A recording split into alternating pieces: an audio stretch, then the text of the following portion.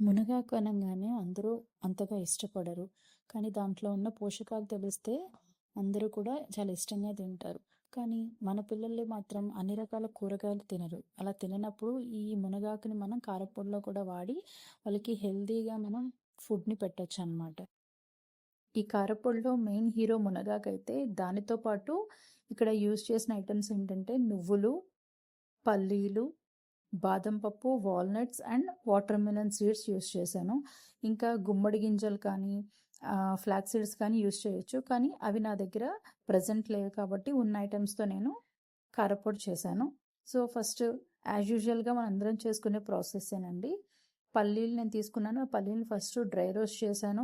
దాంతోపాటు బాదం పప్పు, వాల్నట్స్ కూడా వేసి డ్రై రోస్ట్ చేశాను. అవి బాగా ఫ్రై అయిన తర్వాత నేను ఒక 2 table spoons water melon seeds తీసుకున్నాను. అవి చాలా త్వరగా ఫ్రై అయిపోతాయి కదా, ఆ చిటపట్లాడుతూ ఉంటాయి. సో అవి ఫ్రై అయిన తర్వాత వాటిని ఒక ప్లేట్లోకి తీసుకోవాలి. నట్స్ ఫ్రై అయిన తర్వాత ఇదే పాన్లో వితౌట్ ఆయిల్ నేను ఇక్కడ నువ్వుల్ని ఫ్రై చేసుకున్నాను. ఇక్కడ నేను ఒక కప్పు నువ్వులు తీసుకున్నాను. ఈ నువ్వులతో పాటు ఇంకా గుమ్మడి గింజలు, ఫ్లాక్స్ సీడ్స్ వేసుకోవచ్చు అనమాట. కొంచెం మెంతులు కూడా వేసుకుంటారు టేస్ట్ కోసం. నేను ఇక్కడ మెంతుల్ని స్కిప్ చేశాను. ఇవి ఫ్రై అయిన తర్వాత వీటిని కూడా అదే ప్లేట్లో వేసి చల్లార్చుకోవాలి. నెక్స్ట్ అదే పాన్లో ఒక టేబుల్ స్పూన్ ఆయిల్ వేసుకొని ధనియాల్ని ఫ్రై చేసుకుంటున్నాను. ధనియాలు కూడా చాలా త్వరగా ఫ్రై అయిపోతాయి కదా. ఇవి ఫ్రై అయిన తర్వాత నేను ఒక 2 టేబుల్ స్పూన్స్ జీలకర్ర తీసుకున్నాను. దాంట్లో ఒక టేబుల్ స్పూన్ జీలకర్రని నేను ధనియాలతో పాటు ఫ్రై చేసుకున్నాను. మిగిలింది నెక్స్ట్ మనం గ్రైండ్ చేసుకునే టైంలో యూస్ చేసుకోవచ్చు అనమాట. ఇవి ఫ్రై అయిన తర్వాత వీటిని కూడా అదే ప్లేట్లో తీసుకొని చల్లారబెట్టుకోవాలి. మళ్ళీ అదే పాన్లో ఒక టీ స్పూన్ ఆయిల్ వేసుకొని దానిలో మినపప్పు ఫ్రై చేసుకోవాలి.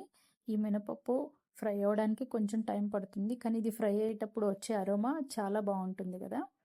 ఇలా మినపప్పు ఫ్రై అయ్యేంత వరకు దాన్ని కలుపుతూ ఉండాలి. మినపప్పు గోల్డెన్ బ్రౌన్ కలర్ రాగానే దీన్ని మనం అదే ప్లేట్లో తీసుకొని చల్లార్చుకోవాలన్నమాట.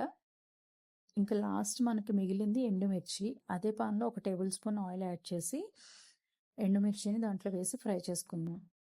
ఈ కారపొడికి నేను తీసుకుంది 100 గ్రాములు ఎండుమిర్చి తీసుకున్నాను. ఇక్కడ మిర్చి కలర్ చేంజ్ అయ్యేంత వరకు బాగా ఫ్రై చేయాలి. ఇది ఫ్రై చేసిన తర్వాత దీన్ని కూడా ఒక ప్లేట్లోకి తీసుకొని పూర్తిగా దాన్ని టెంపరేచర్ అనేది తగ్గేంత వరకు కూల్ చేసుకోవాలన్నమాట. తీసుకున్న అన్ని ఇంగ్రీడియంట్స్ అన్నీ ఫ్రై చేసాం కదా. ఇప్పుడు ఫస్ట్ ఎండుమిర్చిని మిక్సీ జార్లో వేసుకొని గ్రైండ్ చేసుకుందాం.